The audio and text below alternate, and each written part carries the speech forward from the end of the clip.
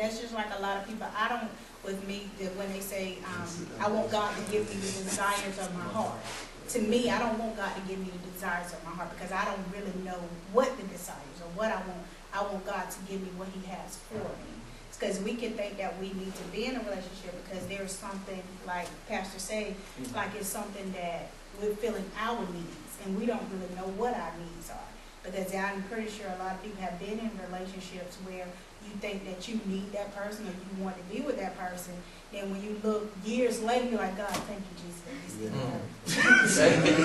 Thank you. You know, so sometimes, I mean, that's how I feel about it. Don't give me the desires of my heart. Give me what you have, I mean, what your will is for me. Because at this point, I don't know what actually I want. Because what I want at this time might not be what I need 5 years from now, at the point of the stage that I am right now.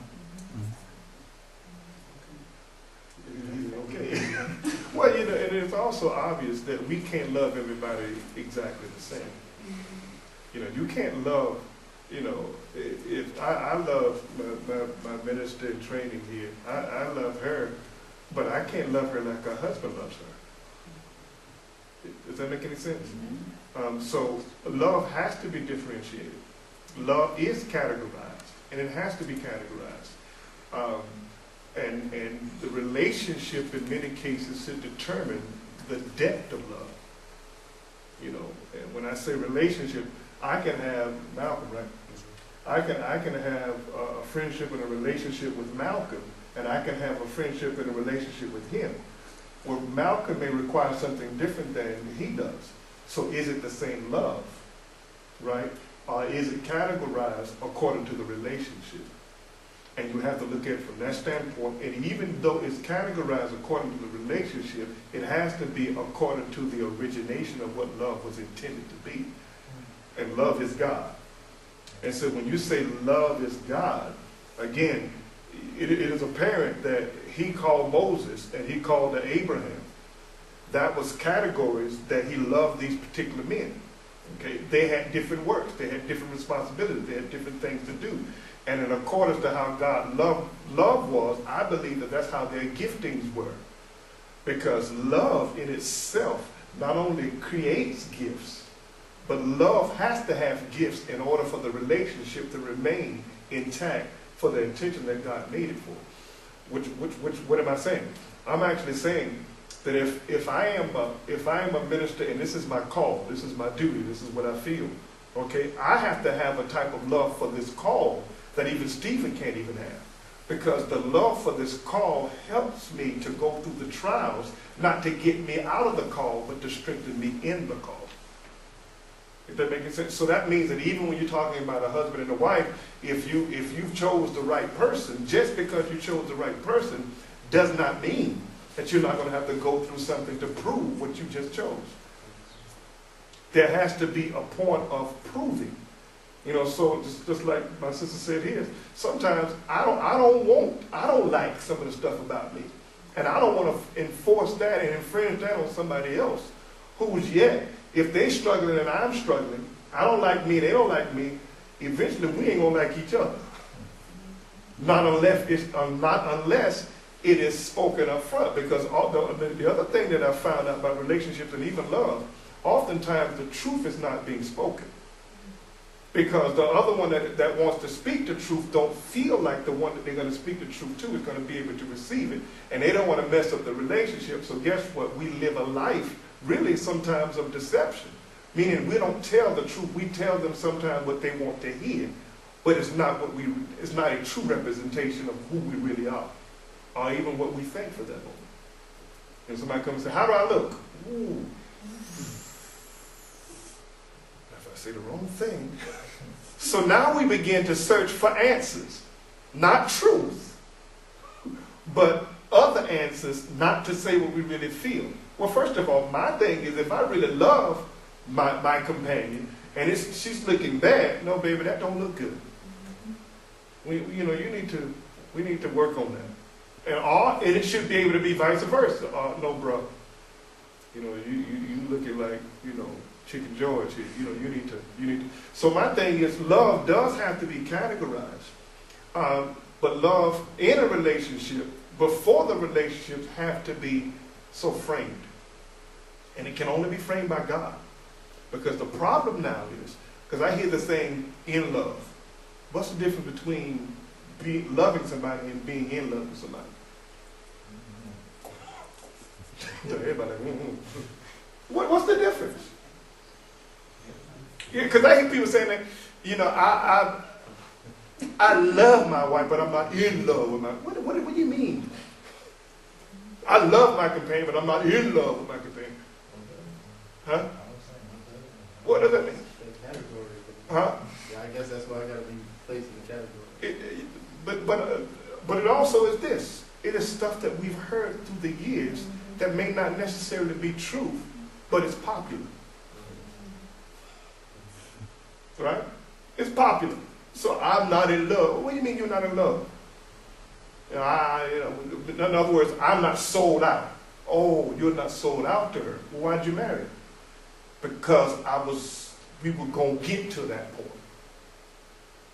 So do you love somebody, or are you in love with somebody? And if you're not in love with somebody, why are you talking about forming a lifetime of commitment? And you have to look at how God demonstrates. Because now, people, let's deal with even if you're in a relationship, is there a lot of forgiveness there?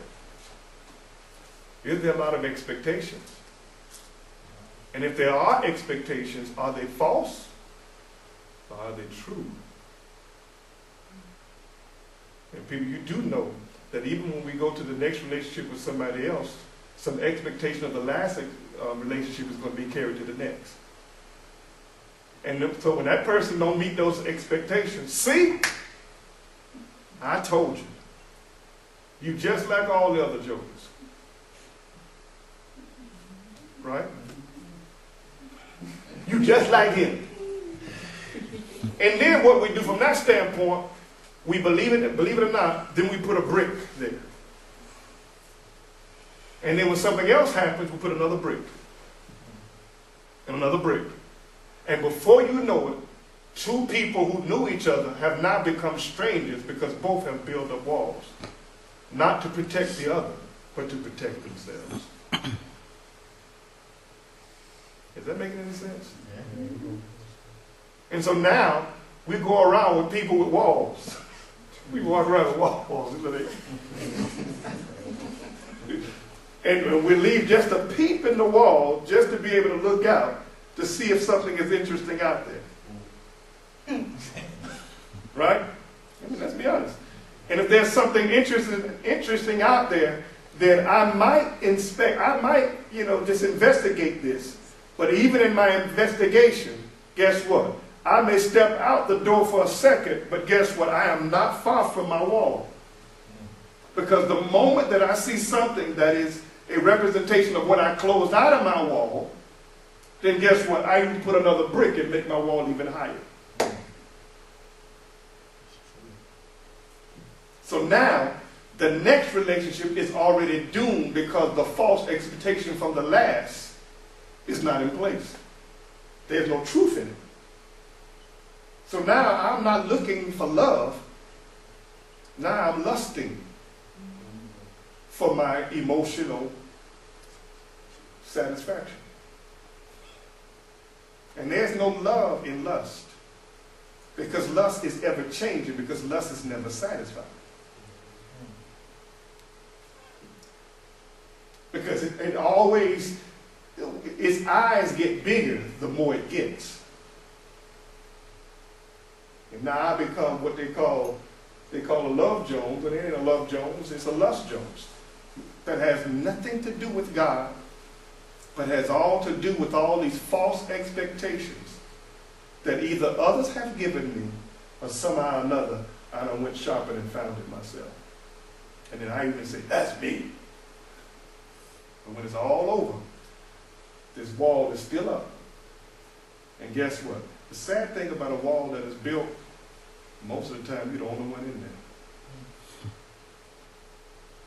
And the Bible said that when two walk together, if one fall, the other one's there to pick them up. And people, when you fall, when you're by yourself, who even know that you failed? to even know that you need help? No one. And that's why we hear this thing, when you're going to grow old and die alone. Okay? And in many cases, the reason why some people die alone is because they have all these false expectations that nobody would be able to meet. Oh, everybody got a pen? Anybody got a pen and paper? We can cut that off. I'm going to try you. I want you. And some of y'all are married already, so we ain't bothering you, but I want you to write down all your expectations of what you want in a companion. Wow. I know. Take a minute.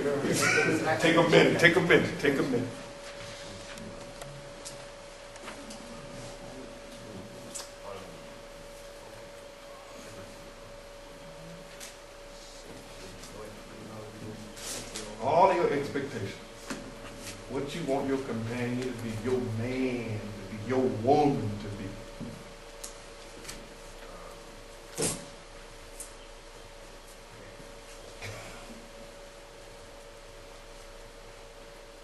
If you're married with your husband, you want your husband to be.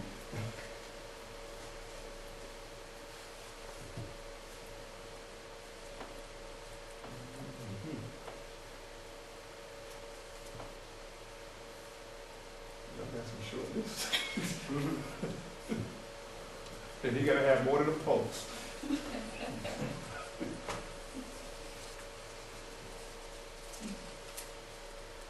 Is this making any sense?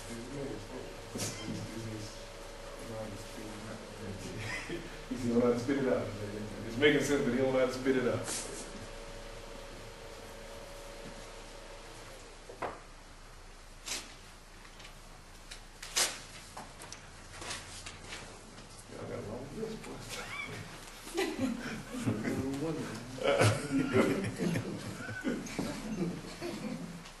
Okay.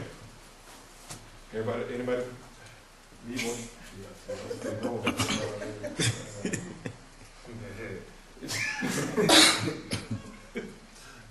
Y'all still going?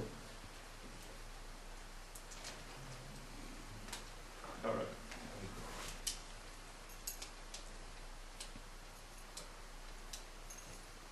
Now I want you to look at your list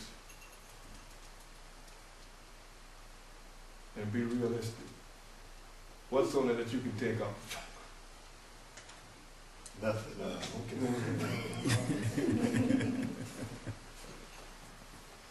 Nothing? Anybody willing to share at least one thing from their list? Okay, yes, sir. Trustworthy. Okay. Now, you say trustworthy. Define trustworthy. I ain't go both sides of that. I have trust issues. You got trust issues. I have trust issues. And that's because. Pass. Thank you. Walls. Okay. What's only one? One of mine is loyalty. Ooh. Loyalty. Okay. Explain loyalty.